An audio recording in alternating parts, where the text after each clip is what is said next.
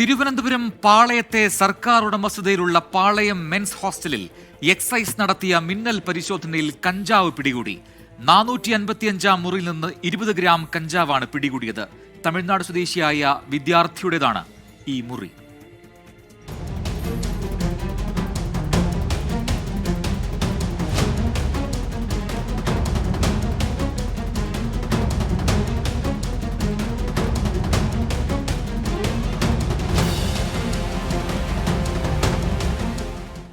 Kalamassery government polytechnic ഹോസ്റ്റലിൽ നിന്ന് കഞ്ചാവ് പിടിച്ചെടുത്ത സംഭവത്തിന് പിന്നാലെയാണ് പാളയം മെൻസ് ഹോസ്റ്റലിലും എക്സൈസ് പരിശോധനയിൽ കഞ്ചാവ് പിടിച്ചെടുത്തത്.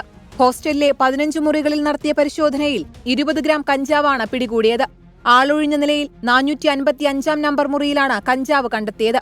തമിഴ്നാട് സ്വദേശിയായ വിദ്യാർത്ഥിയാണ് ഈ മുറിയിൽ താമസിക്കുന്നതെന്ന് എക്സൈസ് കണ്ടെത്തിയിട്ടുണ്ട്.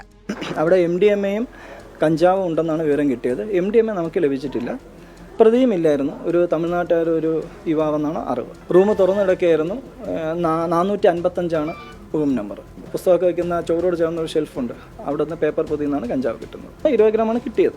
രഹസ്യവിവരത്തെ തുടർന്ന് രാവിലെ 10:30 എക്സൈസ് സംഘം മിന്നൽ പരിശോധന നടത്തുകയായിരുന്നു.